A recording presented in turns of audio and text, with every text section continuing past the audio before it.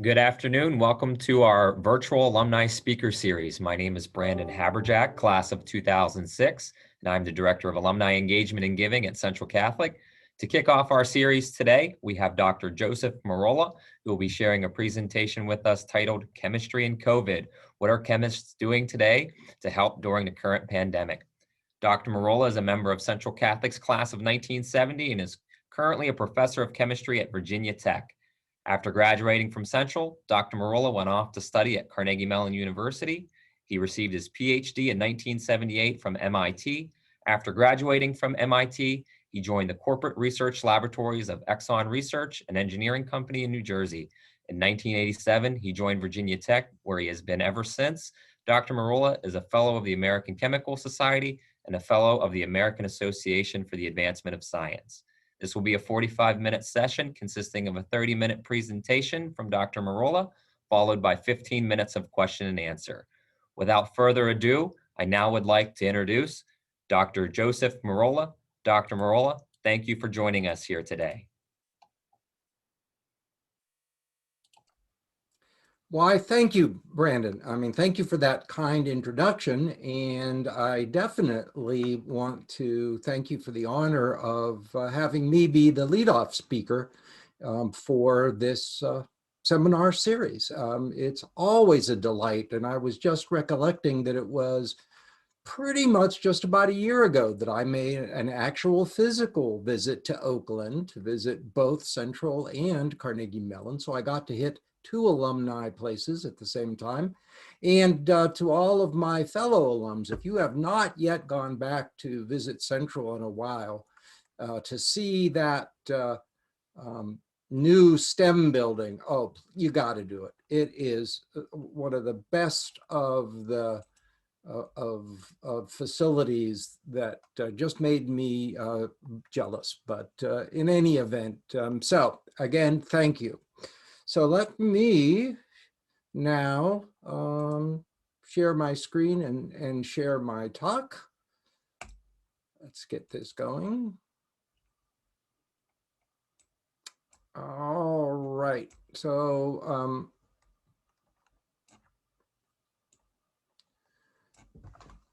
putting this talk together for Central Catholic brought back some memories. And actually the memory that hit just as I was setting up for this was back in my day. I was one of the people who rotated in to read the daily bulletins. And so here I am sitting thinking about reading daily bulletin for, the day. So it has brought back some great memories. But today I want to, and this is going to be obviously a very shallow talk. It's just the nature of the time. And so I'm going to talk about chemistry and COVID. And so as with anything, because of both the shortness of the time and the subject matter, I have some disclaimers up front. We've got to always do those to make sure that the audience knows what they're getting in for and knows what to, what they can truly get out of things.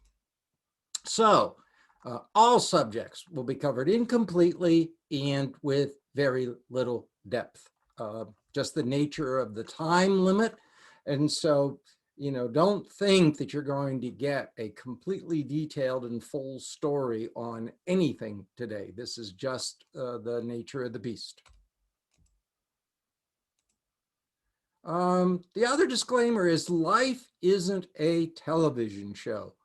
I suspect the audience for this webinar knows that very well, but there are too many people who think that sort of the very shortened timeline of science that one sees in shows like NCIS and other forensic shows where the morning they get a blood sample and by lunchtime they've got a complete DNA analysis. So life is not like that, nor does life wrap up a project in 30 minutes to an hour. And the reason I make that disclaimer is because I think we see a lot on social media that people kind of want life to be that television show, and they wonder, well, why can't we do this, and why is this? And so ultimately, be aware.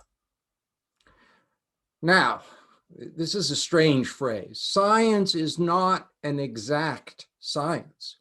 Again, we want definitive answers.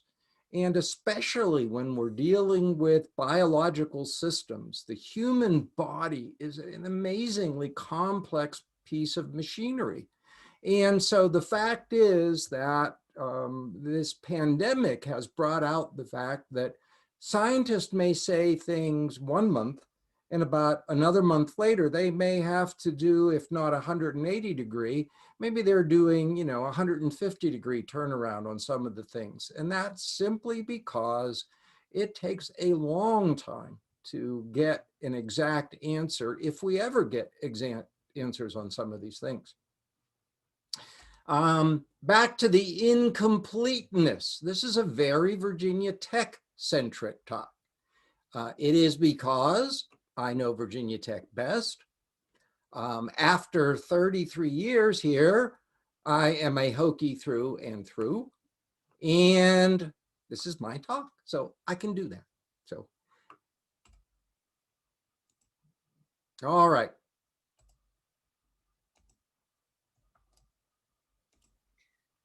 Hey, Joe, sorry to interrupt you real quick. Sure. We're having trouble seeing your presentation. Can you try and reshare it for us? All right, I will try that.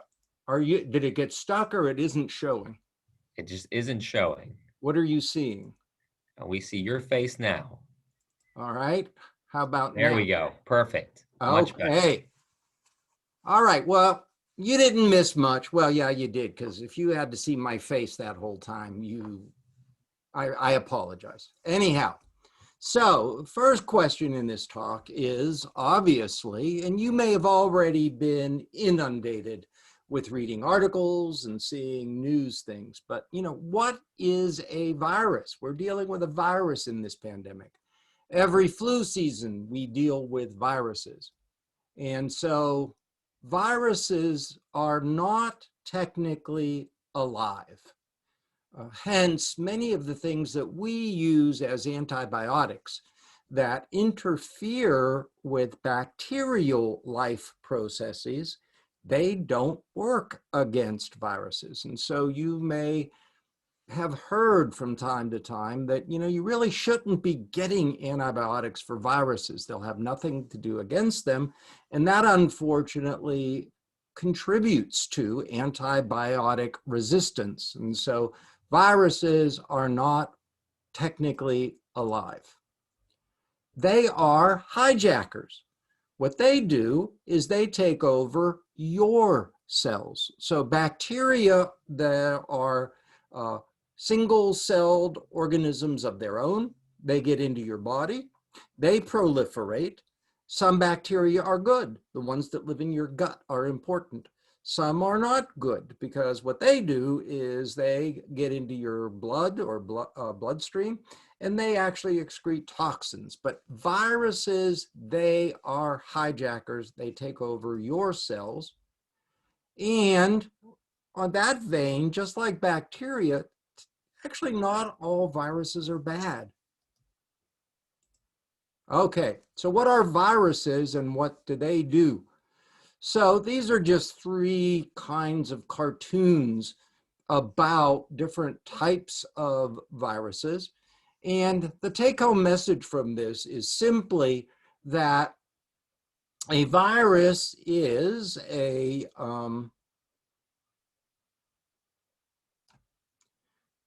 these are bundles of proteins that make up a cap or capsomere. That is the outer shell, the outer casing of the virus. Inside,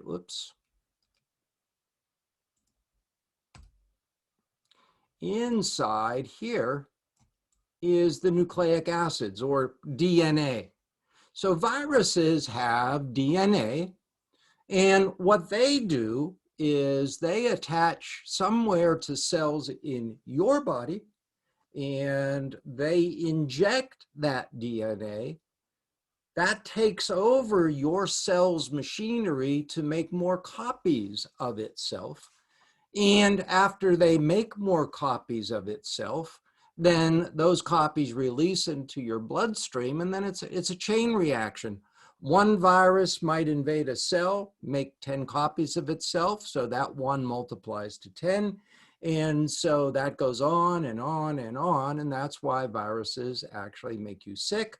They take over your cells, they disrupt normal operation, and so and they can spread quite rapidly. So some viruses are, in my view, downright outer space looking. This looks sort of like a kind of like a Mars lander, right? You've got the payload up here, you got the rockets down here, you got your landing. That's exactly what it looks like. And in some sense, that's exactly what they do. They land on your cells. They then use this part of their system to break through your cell wall. They inject their own DNA. Now remember, your cells have DNA. Your cells are controlled, and reproduction of your own cells are controlled by the DNA in your cells. Well, the DNA that viruses throw in, they take over, they replicate themselves. And so as you can see here, what they do is, well, they make new capsids or new outer shells for their DNA. They make new copies of their DNA. That gets put all together. And then look, all of those viruses get released into your bloodstream. And so from even just one virus molecule, it's a very short period of time before you have 10 or 20, and then you'll have 400, and then et cetera, et cetera, et cetera. So that's why viruses are so dangerous. Now, this is actually an example. I wanted to make sure I get back to that point that there are some good viruses. This is a bacteriophage. The name means it actually attacks bacteria. So there are some viruses that we can use to, or your body can use or to control bacteria. And some people are researching good viruses to attack cancer cells, to go in, take over the cancer cells, and keep them from spreading. And so there can be good viruses. But right now we're talking about COVID-19. Is COVID-19 different? And the answer to that is, well, yes and no. No, because there are examples of coronaviruses. And coronaviruses refer to the fact that if you take a look at the structure of the virus, you can see that they have these outer spikes that, when viewed, kind of look like a halo or a crown all around the virus. So that's why they're called coronas. But it also behaves differently from some, in that if you take a look at some of these spikes are very important, because these spikes are how these viruses get into your cells, attach themselves to your cells, and how they inject their DNA into you. And this spike on the coronavirus can actually change shape. And therefore, it makes it very difficult to figure out how to attack this virus, because there are two types of shapes here. There are two ways that it can attach to cells, and it's proving to be a particularly thorny virus. All right, now real quick, lines between disciplines. I'm a chemist. I was trained a chemist, and most of us have some idea of what chemistry means, but lines between disciplines have become very, very blurred and often disappear completely. And so I'm going to be talking about, quote, chemistry in an extremely broad sense. So generally, chemists study matter and the different transformations of matter. So this will talk about chemists, as I said, very, very broadly. So chemistry, biology, biochemistry, engineering, all of these related sciences come together to make contributions to what do we know about viruses and how can we fight them. You may have actually heard from Linsey Marr in some national TV interviews. She's a colleague in the Civil and Environmental Engineering Department. She's been studying environmental particulate migration for years, dust types of particles, asbestos particles, all kinds of things that are potential environmental hazards. She's been looking at aerosols and droplets, and she's been looking at viruses for years. And she was well primed to turn her look at COVID. She had already been looking at flu viruses. She came and gave a talk to our chemistry department just last fall about viruses and the question of masks and flu and propagation. So the answer here, back to science, is not an exact science, is that the survival and spread of viruses is complicated. I mean, you're going to hear that a lot from me. It depends on temperature, humidity, air currents, the size of the aerosol or the size of a droplet. Does it hang in the air? Does it fall to the ground? And she did studies where you found, or she found, that, in a bedroom where maybe somebody sneezed, not too much later, they will find evidence of either virus or other indicators of that sneeze under the bed. So these things can propagate in ways we don't know.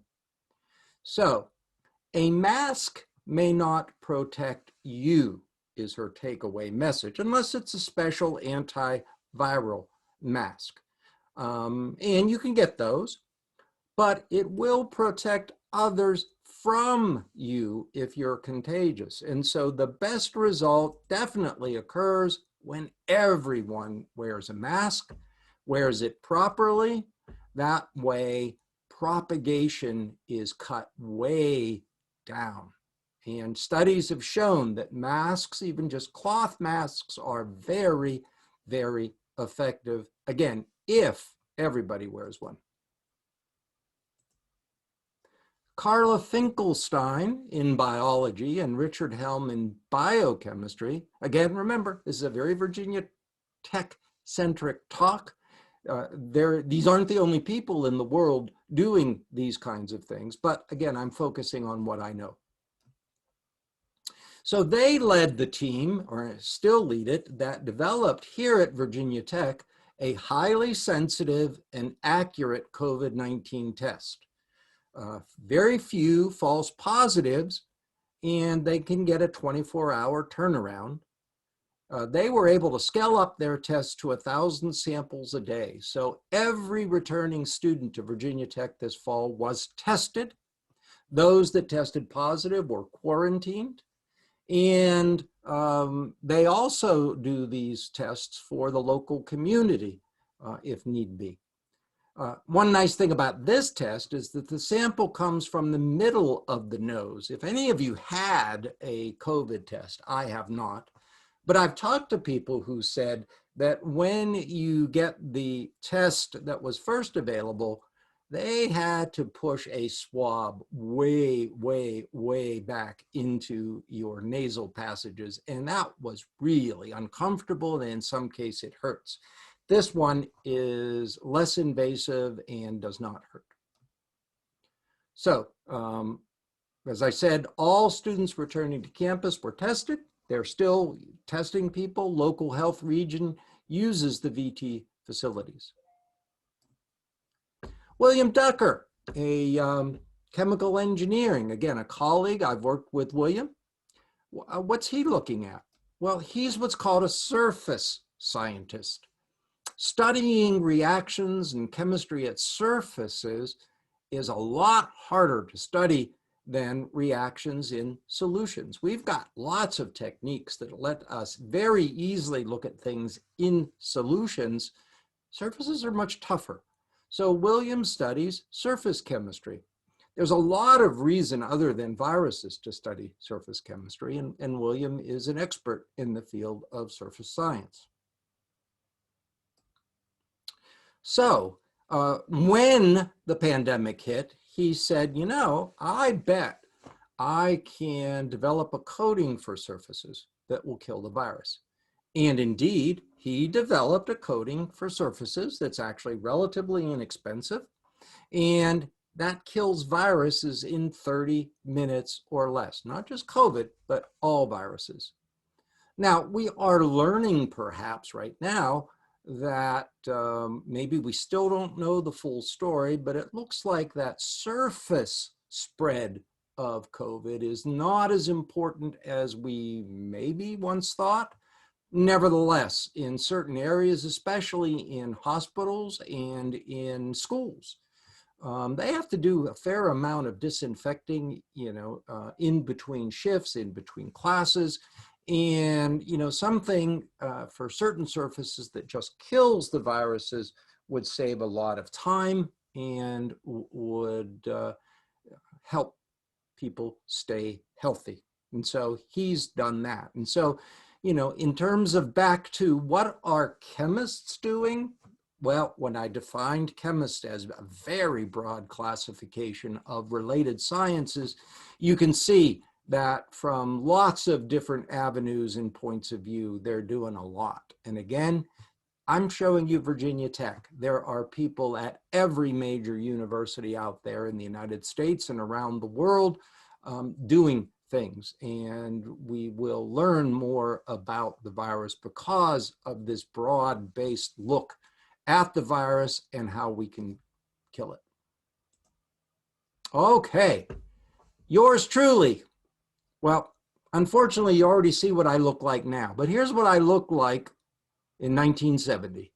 So when I graduated, and you can see I've changed very little. I'm still that young, handsome guy, and I'm wearing a tie today. Now, if this were truly a normal Central Catholic day, I would be wearing probably a checkered shirt or whatever plaid shirt I could pull out of my closet and some sort of tie that really didn't match, but it met the requirement. So in chemistry, we are doing some things with James Wager, shown to the right, over in biomedical sciences, which is actually housed in our veterinary school. So antivirals do exist. I said the viruses aren't controlled by antibiotics, but there are some antivirals. But no current ones are effective against COVID-19. People had hoped, and you may have seen ads for them or read newspaper articles, and you can usually tell it's an antiviral because they have VIR at the end. So remdesivir is a trade name for one. Acyclovir is a trade name for another. These are effective against some variants of the flu, but they're not effective against COVID-19. It was hoped early on that they would be, but unfortunately they're not. And it gets back to these attack that corona. And if the corona is different, well, then they won't attack it. So my research group, so in academia, the principal investigator, that would be me, usually has a group of graduate students who are training to get their PhDs, and oftentimes undergraduates who are doing research. And so over, probably it's been the last 6 or 7 years, we've been investigating antimicrobials. You heard me mention before a little bit about antibiotic resistance. And so we were looking for some new compounds that could be effective against resistant bacteria. In the world, it is estimated that some huge percentage of people, especially sadly in the underdeveloped countries, have tuberculosis. In some cases, it is a highly resistant form of tuberculosis, meaning that the current antibiotics aren't good for it. MRSA, you may have heard about that. That stands for a methicillin-resistant Staph aureus. And that's a pretty nasty thing. It is hard to fight because most antibiotics don't fight it. If it gets into your bloodstream, it can be especially dangerous. And so we've actually found compounds with good activity against tuberculosis and MRSA over the last few years. And when the pandemic hit, we said, well, could these also be antivirals? And thankfully, James said, yeah, I'll work with you on that. And the answer is yes. We have a lot of compounds. And so we started off by giving James' laboratory 5 kinds of compounds from our laboratory.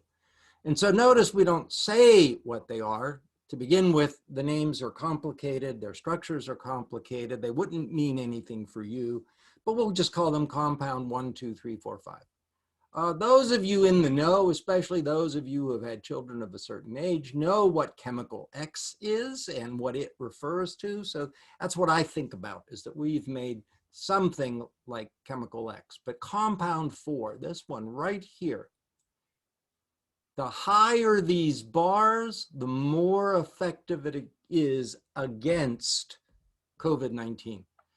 And so at 3 small concentrations, we saw nearly 100% reduction in the test that indicates whether it's killing the virus or not. So that was compound 4 for COVID.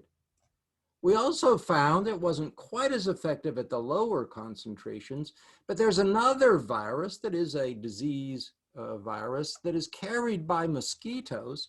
That was actually what James's initial studies were all about, mosquito-borne pathogens, and we found out that the same compound was good against that. So we're discovering one kind of compound. We've got more that we need to test.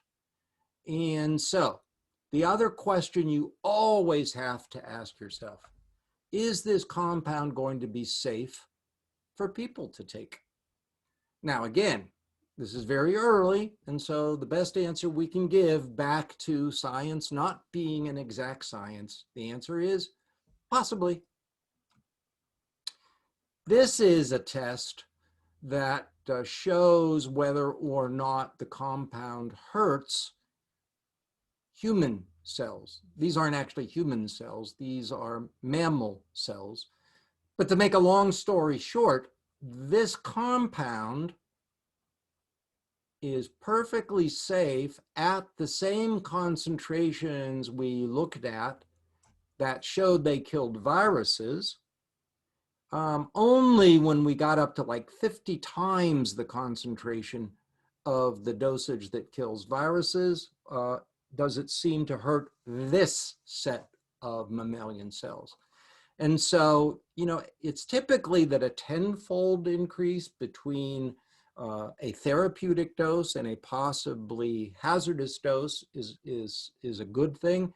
50 is great, because any small mistakes in dosage, which happen, won't be dangerous. But yes, these are cells derived from kidney cells of an African green monkey. It's a standardized test that is well known for testing pharmaceutical toxicity. But after all of this, the take-home message is a lot more work to be done. We've got to test more compounds. We've got to work on what is it doing. If we know what it's doing, can we make a different compound or a variant of our compound that will work even better, that will be even less toxic and more effective? Can we, you know, so is this safe? Cells are one thing, but as with any drug, you have to then do animal studies. After animal studies, you have to do human trials. So this is a long way from being any kind of help for our current pandemic.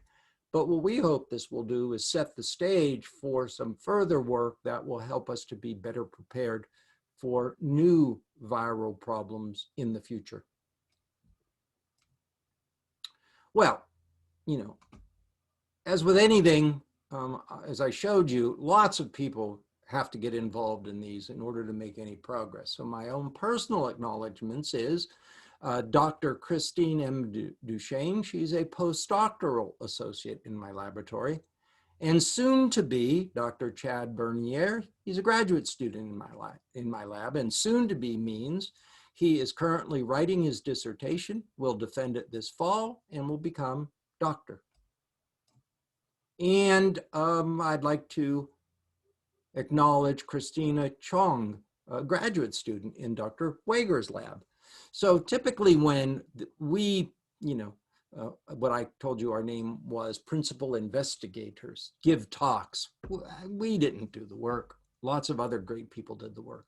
And by the way, to show you the great chemistry that comes out of our laboratories, Dr. Duchesne and soon to be Dr. Bernier were married 2 weekends ago. So chemistry of a different type blossomed in my laboratories.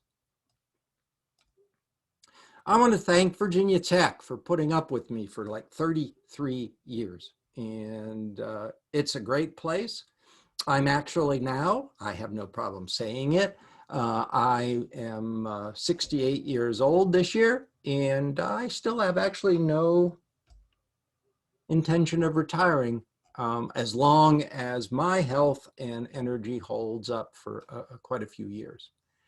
I want to thank again Central Catholic for giving me this opportunity to speak in this series, and, frankly, for the great education that set me on the right path to a great career. I really do owe an awful lot to Central's foundation. In that, I give a particular nod to the Central Catholic Forensic Society. Not only did it help me mold my communication skills from a very shy young man coming out of grade school, but my travels with the Central Catholic Forensic Society broadened my world immensely.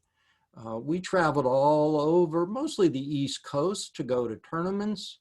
My first time on an airplane was for a trip, staying in hotels, eating in restaurants, you name it.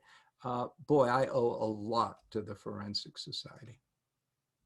And I want to thank all of you for joining in today. I appreciate that you felt that 30 to 45 minutes of your time was worth it. And I know how valuable 30 to 45 minutes of time is. So thank you for spending that with us. And as I said, it was extremely limited in what I could talk about. I do have a reading list of stuff that I'm happy to share. I have an email address here. You could also get it from Brandon if you don't have anything handy to write that down. And yeah, please let me know. Or if you have any other questions, just let me know. So once again, thank you. All right, thank you, Dr. Merola. We are now going to move into the question and answer portion of our discussion here today. So at the bottom of your screen in the chat feature or in the question and answer feature, please feel free to ask any questions. We have about 10 minutes. We're going to try and get to as many as possible. I do see that we have an initial question here from Carol, who I believe is a former Forensic Society member and friend of Joe's. And Joe, Carol's asking, what steps do you think might be getting skipped in the current development of COVID-19 vaccines and therapeutics? Well, my concern is, I read this morning that the federal government is ramping up a big push to give free vaccines to everybody once this particular vaccine becomes available. Normally, to develop a vaccine and to prove that it is really, truly safe takes, at minimum a year, if not more than a year. And the steps of some of the testing that is typically needed to be done, if you, again, keep up with the news, there was one vaccine trial that was halted because somebody in the trial had some very adverse reactions. And so then the panel of experts at the company and external advisors met, and they said, well, we can continue. We think we understand this. Well, I think there is so much pressure now to push this out that I'm not sure people are looking at this with the eye that needs to be used in order to be very conservative. We have stories in the past, back in the George H. Bush days, a vaccine for, I think it was swine flu, but it was a flu, was pushed. And it turns out, A, the vaccine actually wasn't needed for this particular flu. But as a side effect, many people who got it contracted what is known as Guillain-Barré disease. And so that's one of those side effects that you have to be really careful about. And the biggest horror story that the United States was spared was a particular drug that did go out in other countries, especially in England, that caused horrible birth defects. It was known as thalidomide. And so because we did have somebody in the FDA at that time that said, wait a minute, I don't like what I'm seeing in these safety trials, we are not going to release that in the United States. And so again, I do worry that pressure to release a vaccine prematurely, because it really takes time, would cause some problems. Yep. Thanks, Dr. Merola. Our next question comes from Brian Kahn, class of 78, former Forensic Society member. And his question is there hope from the Pitt research that a cure can be found within 12 months? Within 12 months from now, yes. I think there is hope. And it's not just the Pitt research, but there's lots of other research. So some of the bad news is it was once thought that if we took plasma from recovered victims, that would have either the antibodies or other materials in it that would be a cure for people who have the virus. Study released this morning said, sadly, that does not appear to be the case. But, people are still working on, so antibodies, as the name suggests, are anti-something. And so they are the things that could attack the virus and kind of swallow it up and kill it. And that's often what our bodies do as a response. And what vaccines do is by giving a dosage, oftentimes it's either the dead virus, so that protein cap triggers something in your body, or it's what's called an attenuated virus. It is not quite totally dead, which seems a contradiction since I said they're not alive anyhow. But in any event, they're not active. They give something that is slightly active to trigger a response. It makes antibodies, and therefore your body then fights it if you actually get exposed to the real virus. So ultimately, I think we're seeing some things of people finding that maybe we can get a vaccine or we can make antibodies. We're very good these days at having other organisms make stuff for us. So we can get bacteria perhaps to make some antibodies that we could harvest and give to people, but we're still learning. For example, we're learning that people who've recovered from COVID-19 don't necessarily have resistance to being reinfected. Or if they do, it may only last a few months. So again, we're still learning. Our next question comes from Joe Kirchner, and he's asking, why will it be necessary to receive 2 doses of the COVID-19 vaccine? I don't know that because I only read that in the article this morning. So But, there are some other viruses that we deal with. Shingles is a recurrence of a virus that you got when you had chicken pox, when you were a young thing.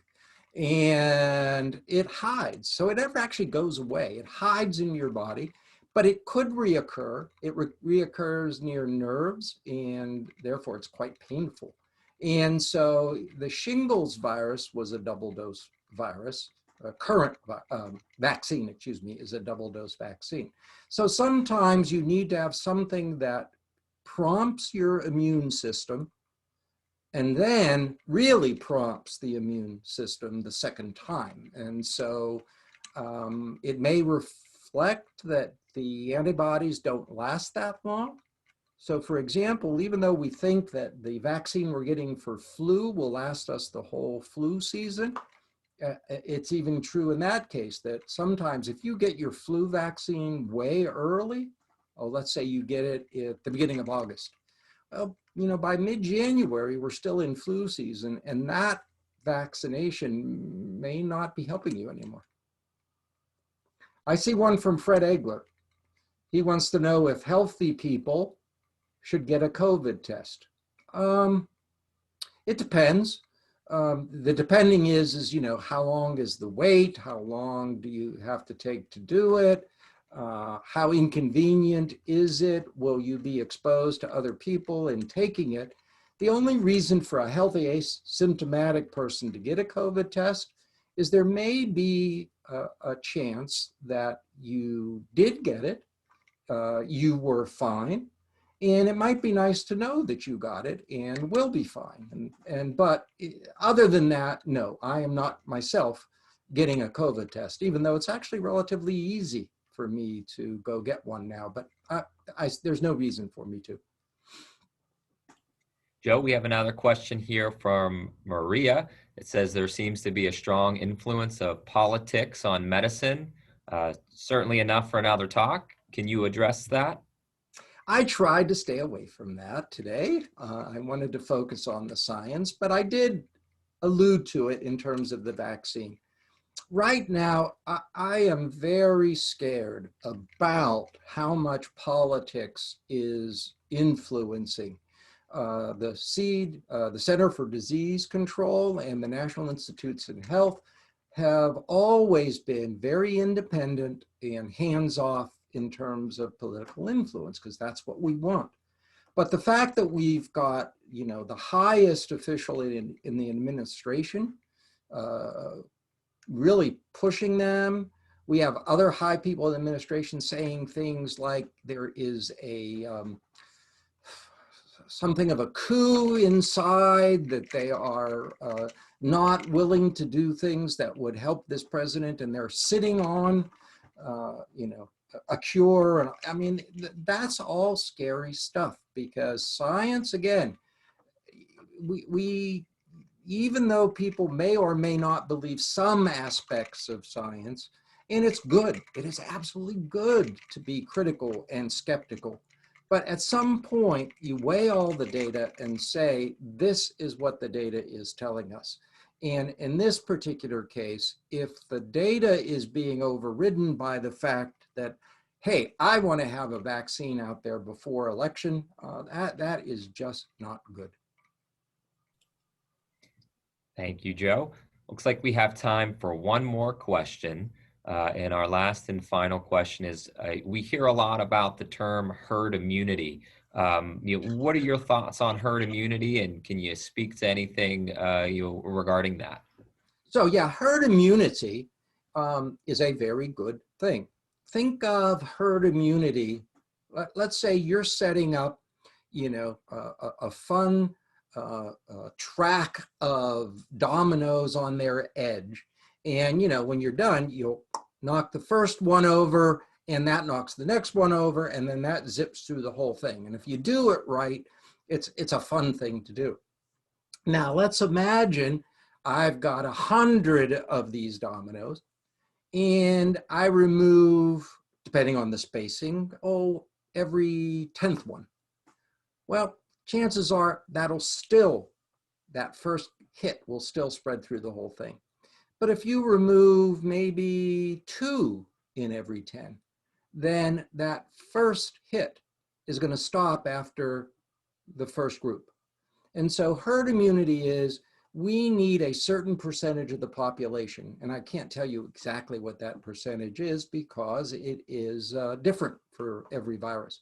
But that is, if, let's say, optimistically, if only 20% of the people either get a vaccination or have caught it and are now immune from further, that may be just enough to keep it from spreading. It doesn't, if you aren't immune, it doesn't help you if you come in contact with something, but it will keep it from developing big hotspots. And so that's why even if you aren't getting a vaccine, it may be possible that because lots of other people are getting them, that protects you too. And I want to thank Brother Tony from my visit last year. I did get to wear a Central Catholic tie today. So thank you, brother. Well, thank you, Joe. That's all the time that we have for today. Thank you again for kicking off this speaker series for us. And thank you to everyone at home or at work that tuned in for today's session. A recording of this session will be posted on Central Catholic's YouTube channel shortly. I hope that you all will join us for one of our other virtual events this fall. It's not too late to register for tomorrow's virtual jam on the quad from 7 o'clock to 7:45. Our next virtual alumni mass of remembrance will take place on Thursday, October 1st at 5 p.m. And finally, I'm happy to announce that Wednesday, October 21st, Dr. Ron Layton, class of 1983, will be our next guest for the virtual alumni speaker series. Dr. Layton will join us for a presentation titled Tech Talk with Dr. Ron Layton, a discussion of technology, artificial intelligence, and leadership. Dr. Ron Layton is currently a vice president of Converged Security Operations in the financial services sector and is the former director of the Secret Service, former assistant director of the United States Secret Service Office of Protective Operations. So thanks again for joining, everyone. I hope you enjoy the rest of your afternoon.